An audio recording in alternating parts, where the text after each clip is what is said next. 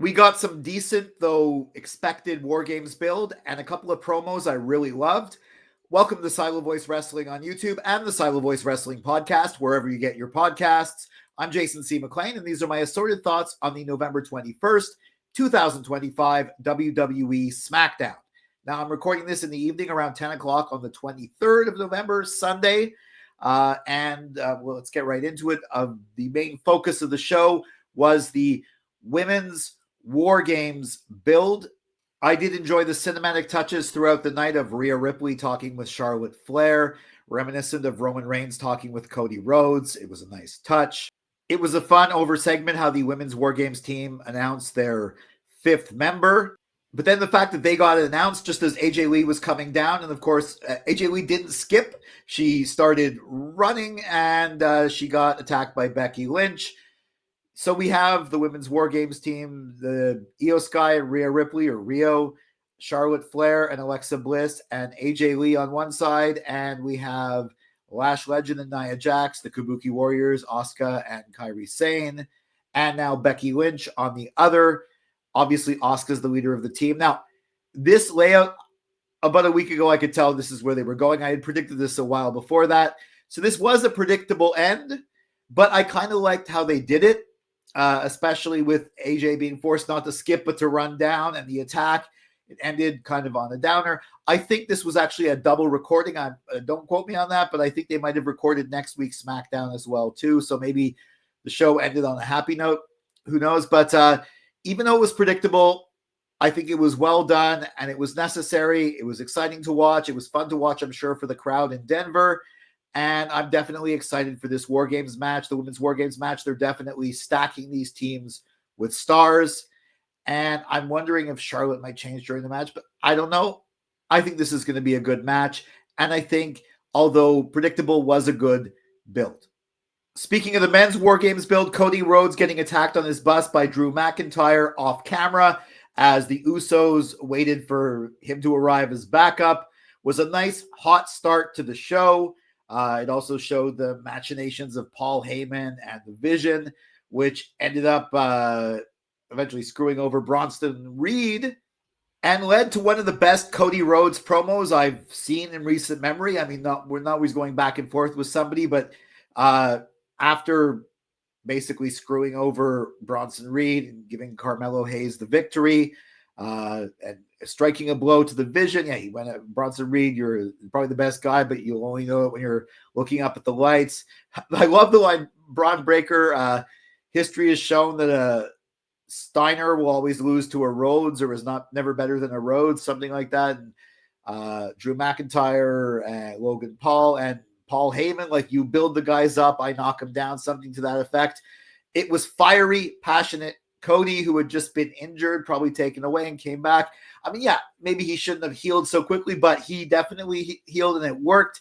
And I think the fact that Roman Reigns and CM Punk weren't on the show, neither was Brock Lesnar, they're going to be on Raw. That's going to be their end of it. And they're keeping Cody's, even though the brand split means nothing, they're keeping Cody's side of the promo on SmackDown. This was a great Cody Rhodes promo. Of course, though, some might say it tainted Carmelo Hayes' surprise countout victory against Bronson Reed and his advancement in the Last Time Is Now tournament. I don't think so. The match was good, and there was interference from the Vision. Logan Paul tripped Carmelo, and of course that brought out all the other people. So Cody kind of evening the score made sense. Also, giving Carmelo a clean victory over Bronson Reed would be problematic right now. You want to help Carmelo, but at the same time, too, Bronson Reed is a credible threat to Roman Reigns, so you can't have him losing clean to Carmelo Hayes. So losing by countout because of Cody interference was the perfect choice, I think. I think this was really good. And yeah, Carmelo's celebration was definitely cut short by Cody's incredible promo. And that became the focus, but still Carmelo advances. I don't think he's going to advance that much further. His next opponent is Gunther. But speaking of the other tournament match, Penta defeated Finn Balor, which is kind of the why wasn't this on Raw match? Why was this on SmackDown? But it was still good. It was still a good match. I thought it was weird in its positioning as the main event match of the show. But then again, there was a main event segment coming up after. It was still a good match, and I think Penta is the right choice. Speaking of the tournament, we finally have a tournament bracket. So looking at this, let's see. Penta versus Solo Sikoa. Not really sure. I guess I'll say Penta. Gunther versus Carmelo Hayes. Sorry, Melo, but Gunther's, I think, going all the way. And then on the other side, we have Jey Uso versus Rusev. I'm going to pick Jey Uso. LA Knight, Sheamus has been knocked out of action, and apparently The Miz is his replacement. I don't know. Let's give Miz maybe a hope spot. Maybe have him beat LA Knight. Feel bad for LA Knight. Although the final is in Washington, D.C., so LA Knight, and he's from Baltimore, so LA Knight going to the final could be interesting. But no, I think Miz might knock him out. Miz will lose to Jey Uso, and then Gunther will beat Penta. Then we'll have Gunther versus Jey Uso, WrestleMania rematch. And I think Gunther is going to advance. I'm pretty sure Gunther is going to advance to the tournament. But at least we can speculate now, because at least now we have the brackets. And the second promo that I loved, even more than the first promo, was Sami Zayn, along with Rey Fenix, the Motor City Machine Guns, and Shinsuke Nakamura. Random assortment of people, but that's what Survivor Series always was. And he cut a classic Survivor Series promo, talking for the team, letting the different team members talk. You could just imagine, well, maybe not the Ultimate Warrior, because he would just be sort of pacing around and rambling, or Macho Man Randy Savage, but Hulk Hogan, someone like, you can imagine like some of the big star of the team setting up his teammates for the babyface. It was so beautiful to see. I'm now, even though Sami actually and Jey Uso were the two who had been in every single main roster WarGames match and won. This year, Sami won't be part of it, but I think he's part of this, which is, I think, even cooler. So I was really happy to see this. And they also have a classic-looking graphic, so this was really nice to see as well, too.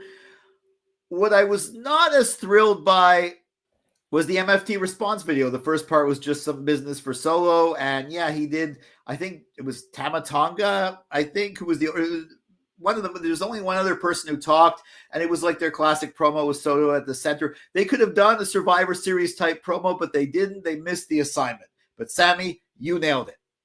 Okay, I'm wrong. Finn Balor on SmackDown made sense because it brought JD McDonough there. And what did JD McDonough do? He fought Ilya Dragunov in the U.S. Open Challenge. And this was an incredible match. I think they kept referring to JD's head.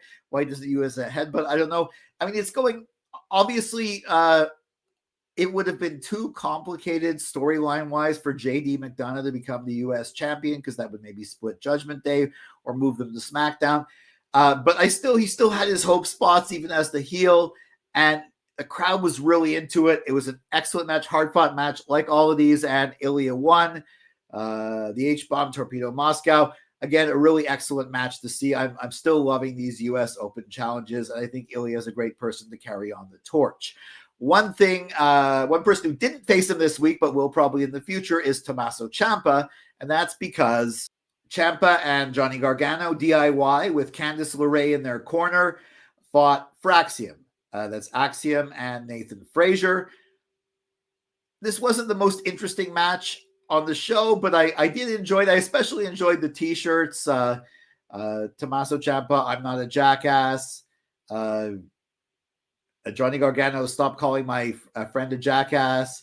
And Candice LeRae, stop calling my husband's best friend a jackass. Just imagine wearing that t-shirt with absolutely no context. I'm sure they're selling it. That might be hilarious. And the match was good. And there was the end, though, where Candice LeRae tore off Axiom's mask, and I think Wade Barrett's like, he's hideous. Apparently, he's actually a very good-looking guy, but that's why DIY won. This might continue, but I think we're going with Ciampa and Ilya Dragunov. Still not the most interested in this, but this was a fun match on the show. And these were my assorted thoughts on the November 21st, 2025 WWE Smackdown from Denver, Colorado. I like this show. It was good, but I mean, yeah, there's the expected build. There was a good through line, well, two through lines with the women's WarGames match and the Cody Rhodes. There was some stuff on it that, Chelsea Green didn't have her celebration. There was some funny business with, are they going to go Chelsea versus Jade Cargill? I don't think they should do that. I think they should Chelsea's the U.S. champion again. Make that belt mean something. Have Chelsea have some fun with it.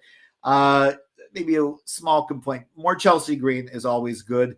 But again, I think they did tape 2 shows in a row, so we might be seeing Chelsea green on next week's show, which was already taped, to give the talent the night off for Thanksgiving. But yeah, this show got me more excited for WarGames, and 2 of the promos, the Cody promo, but really that Sammy Classic promo. Big Sami Zayn guy. I loved it. That was great. That made the night for me. Did you agree with my assorted thoughts? Let me know in the comments. Follow at Silo Voice Wrestling on Facebook and Instagram, at Silo Wrestling on X, and me at Jason C. McLean on X and Instagram.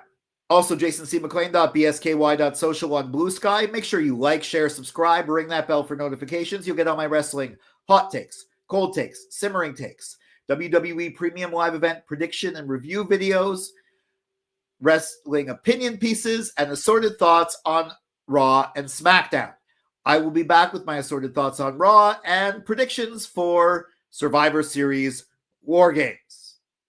Until then, for Silo Voice Studios in Montreal, I'm Jason C. McLean.